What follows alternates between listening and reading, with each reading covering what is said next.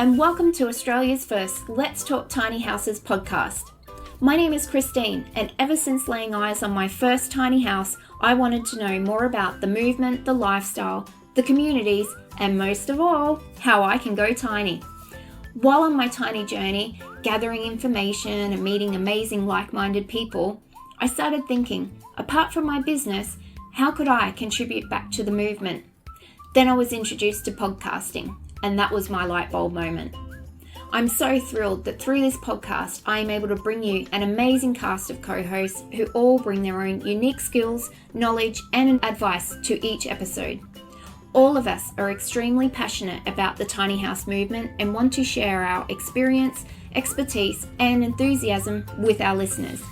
Each week we will bring you a special guest interview or particular hot topic discussion that relates to tiny living for your listening pleasure. Okay, let's jump in and find out who we have with us this week.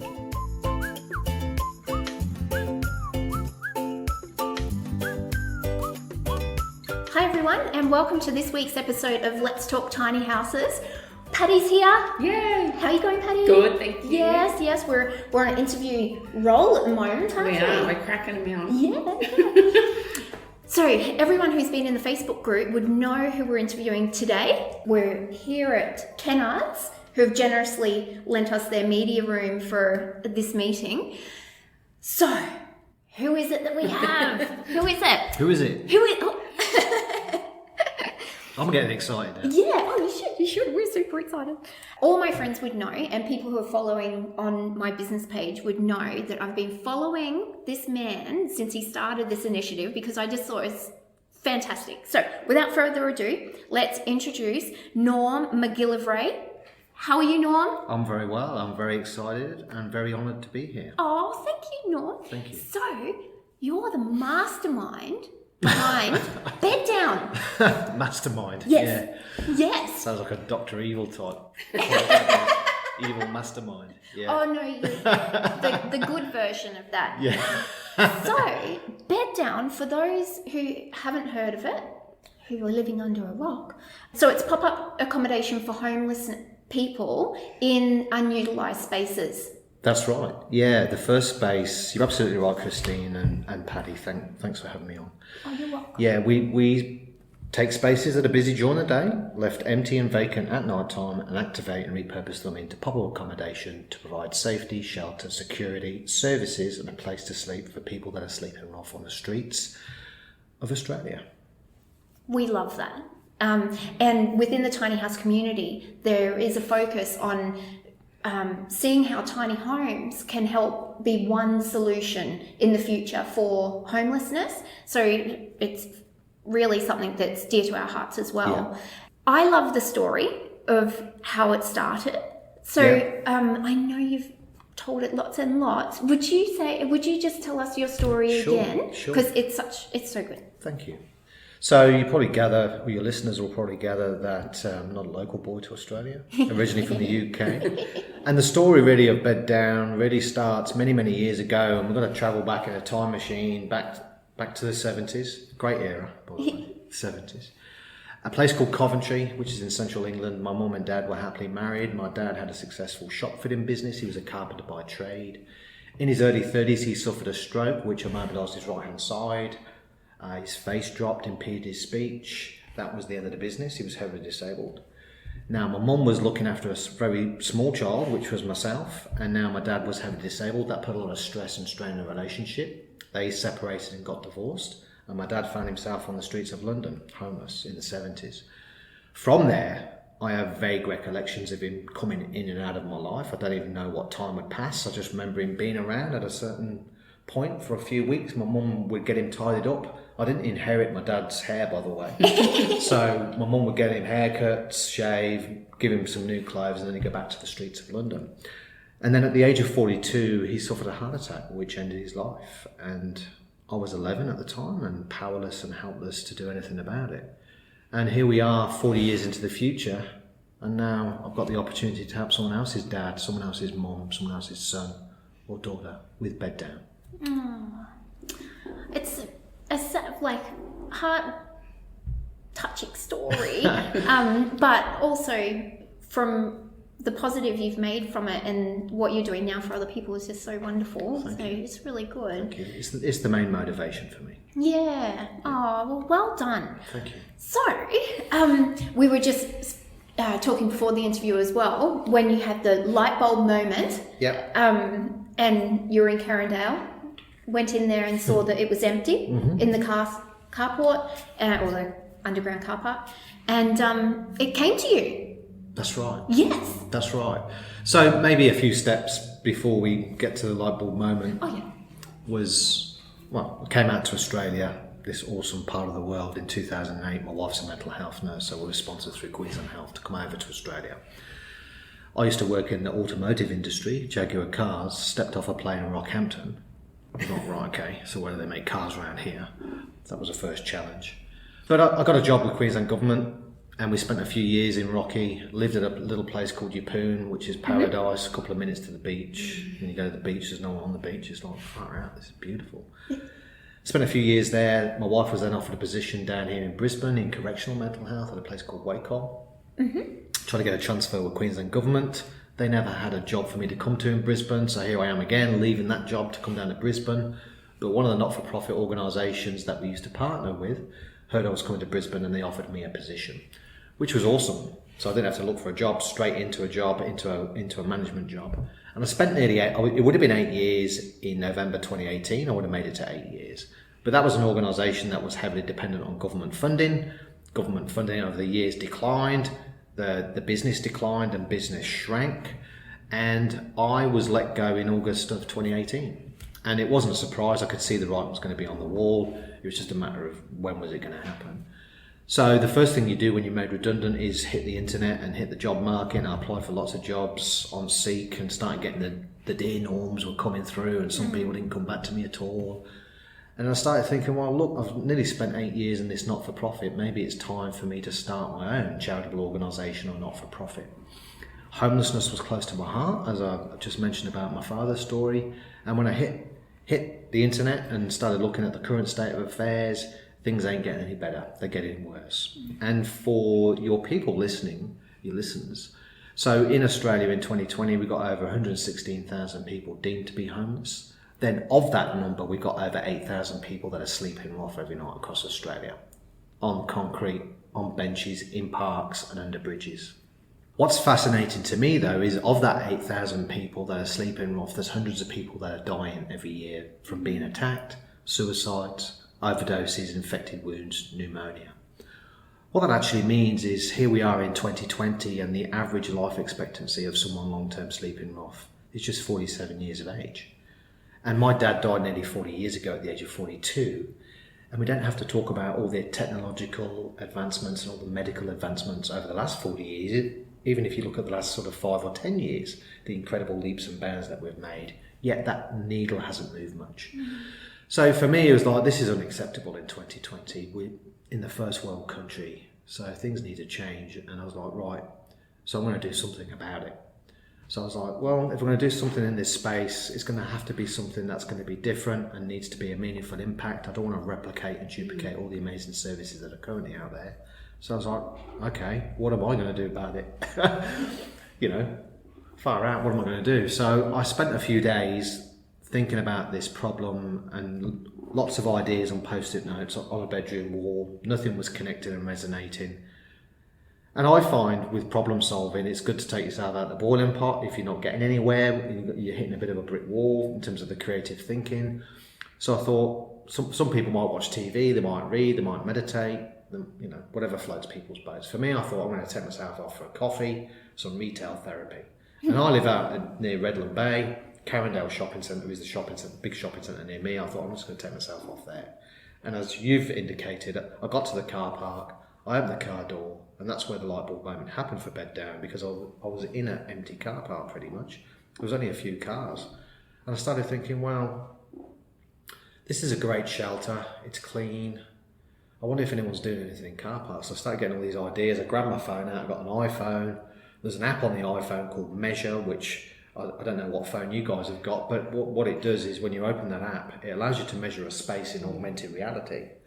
So here I am walking around this car parking bay, I'm taking all these measurements. And there is someone in the car looking People at have me. been wondering what you were doing. What's this crazy dude doing with his phone walking around this car park bay? So I grabbed a coffee, rushed home, straight onto Google again, car park, shelter, homeless. Couldn't find anything. I was like, right, okay, that's good.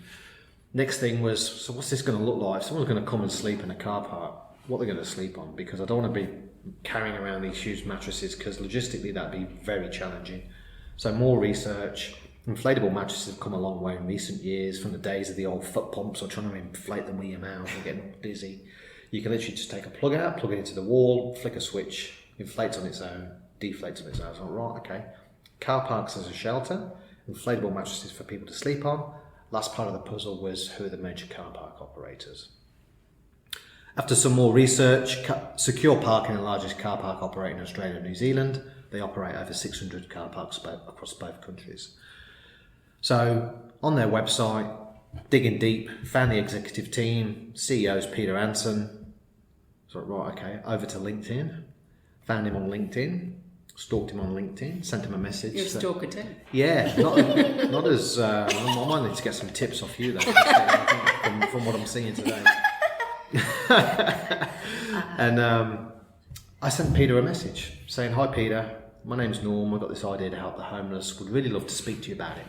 And to his credit, he came back pretty quickly saying, "Hi Norm, well that sounds interesting, but would love to hear what the idea is. Here's my email." Send me an email. I'm thinking, oh no.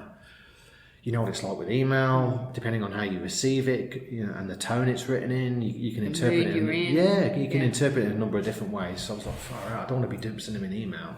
So like, hi Peter, would really love to meet you face to face to talk you through the concept. He came back super quick. Norm, I'm super busy. You're probably super busy. What's this idea of yours? I'm like, oh, how am I going to structure this email? You've only got one shot. So here I am on a Friday afternoon trying to structure this email. Dear Peter,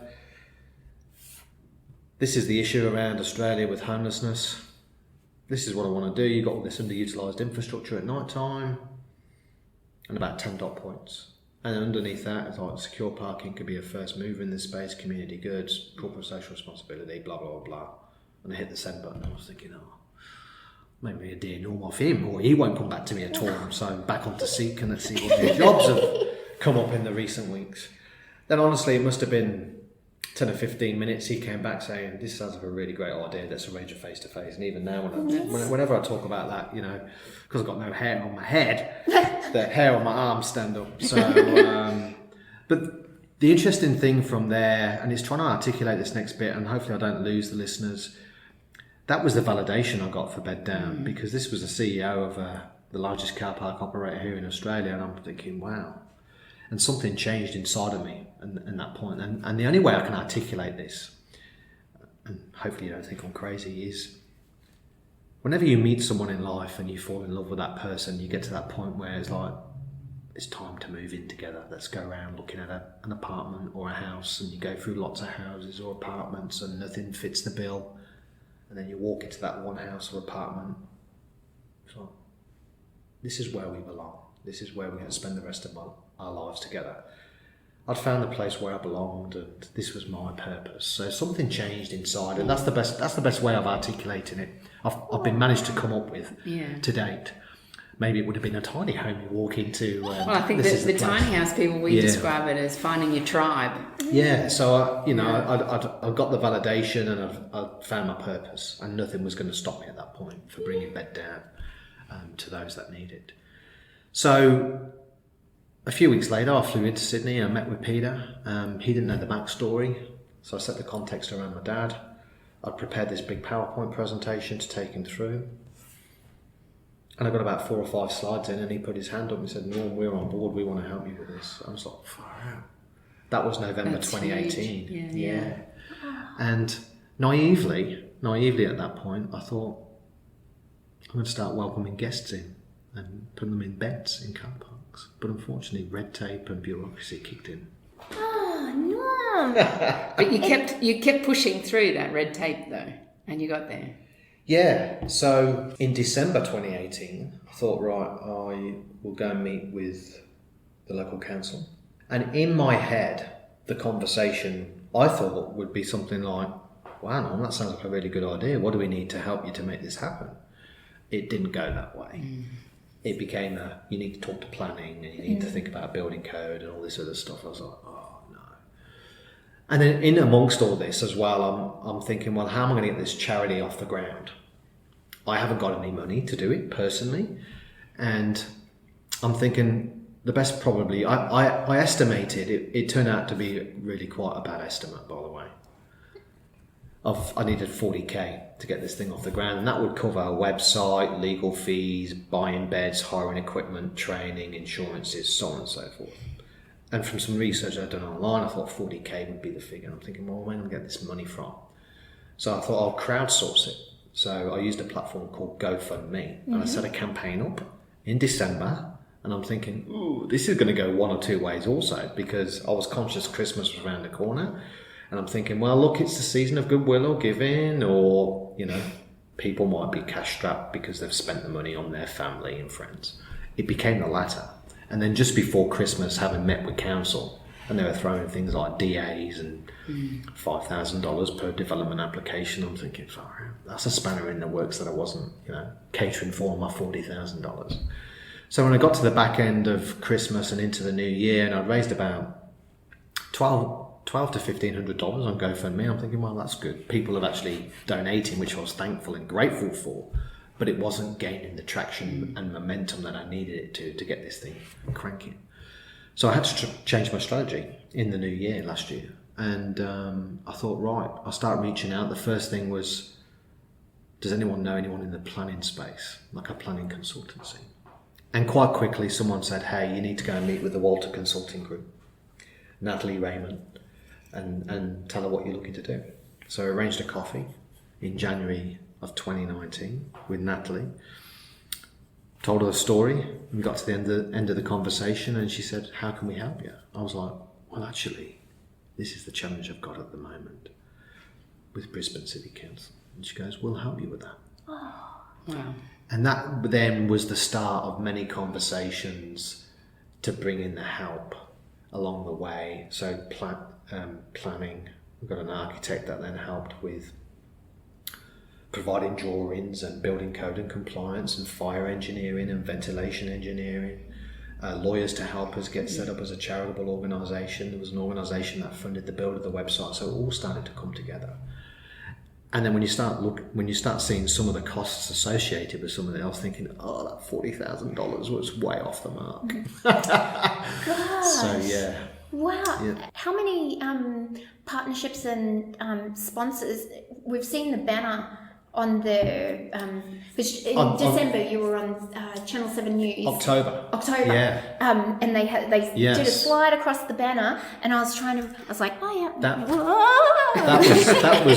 That was really around organisations that helped at the back end in terms of helping to get Beddown set up, and then all the organisations we collaborate in terms of delivering services.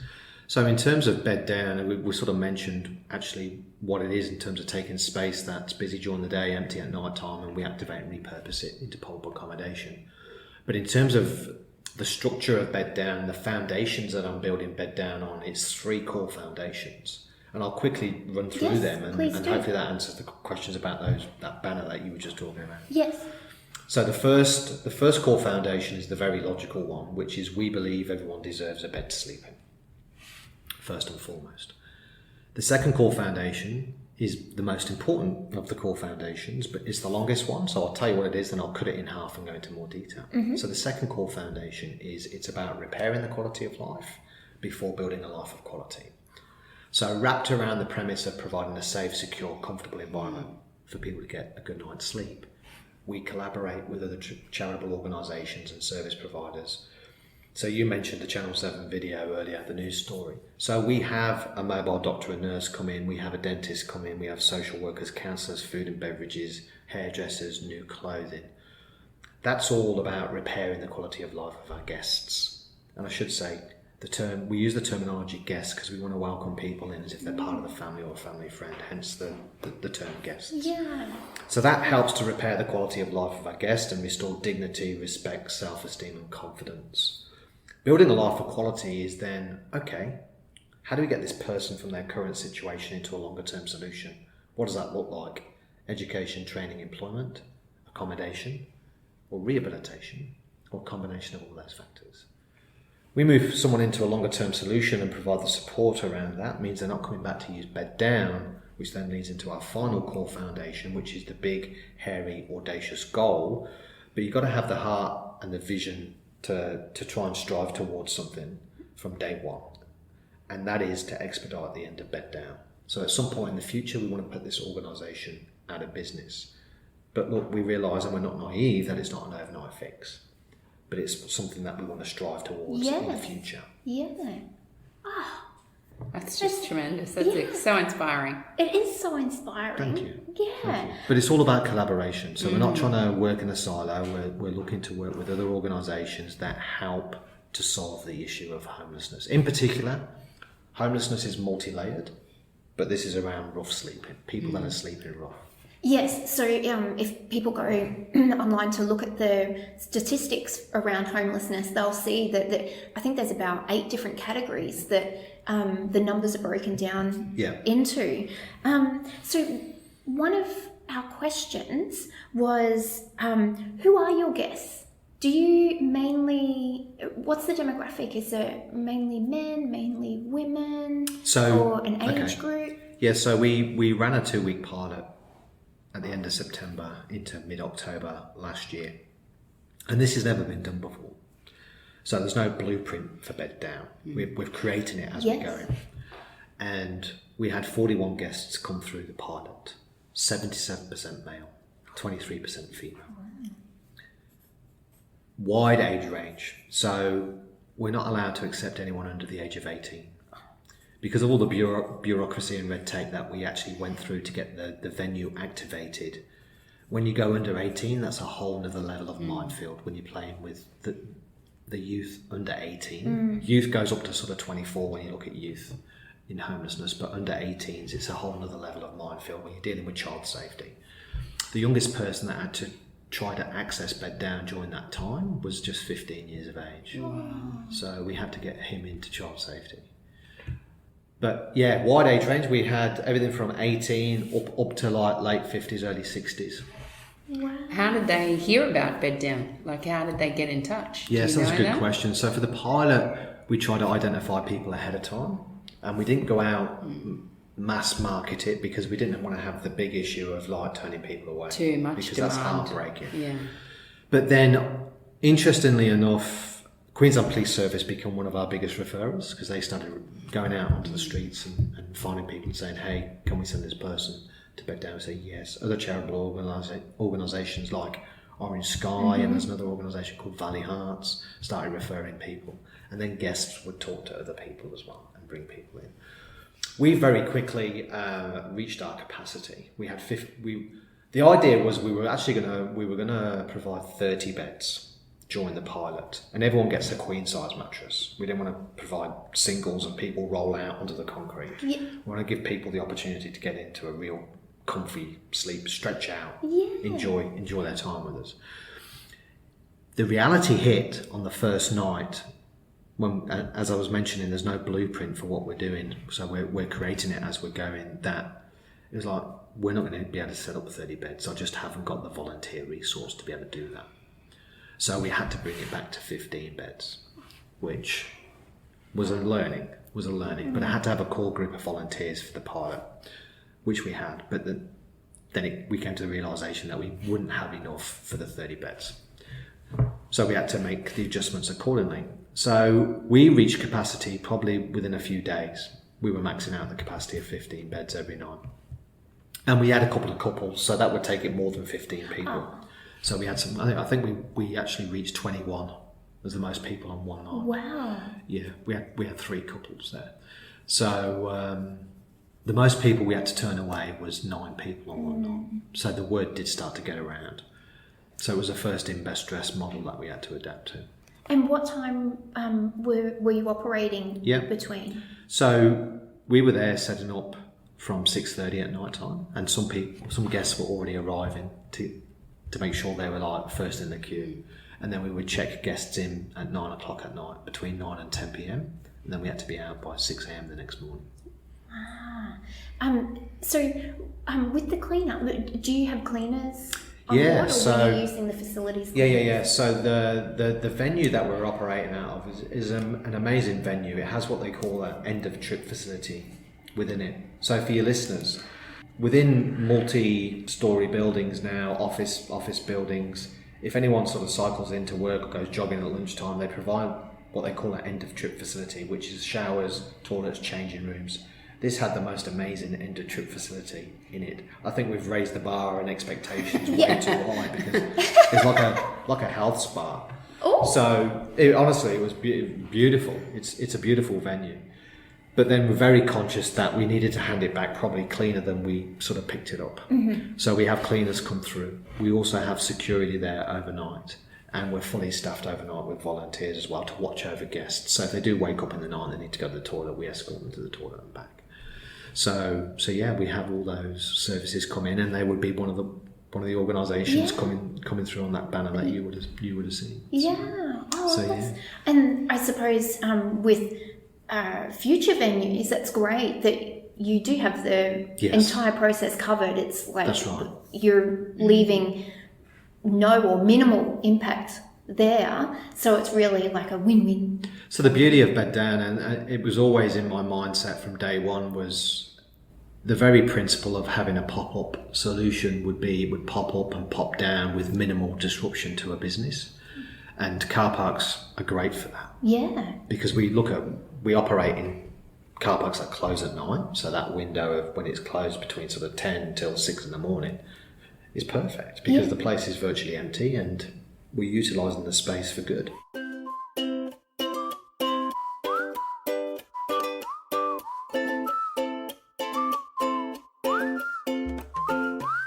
Wow, what a great episode. I would like to thank you for listening, and I really hope you enjoyed this week's discussion. I would like to now invite you over to our exclusive Facebook group, where you as our listeners will be able to interact with us, each other, see photos and additional extras that accompany each episode, and be the first to know what we have coming up. If there is a particular topic you would like to hear more about, or someone you think we need to interview, please drop us a line at letstalktinyhouses@gmail.com or via our Facebook group. You can find this podcast series on iTunes, Spotify, or your favourite podcast app. And while you're there, please show your love by giving us a rating. Hopefully it's 5 stars. Our show notes will be available on Podbean, along with any podcast corrections and amendments. The Let's Talk Tiny Houses podcast is brought to you by myself, Christine Murphy, and my business, OCD, Organising, Cleaning and Decluttering Specialist, which can be found on Facebook or through my website, ocdpro.com.au. I would like to thank all my co-hosts for their amazing contributions, and Joanne Helder for editing all our audio and making us sound so fabulous. Until next week, please take care and enjoy yourself.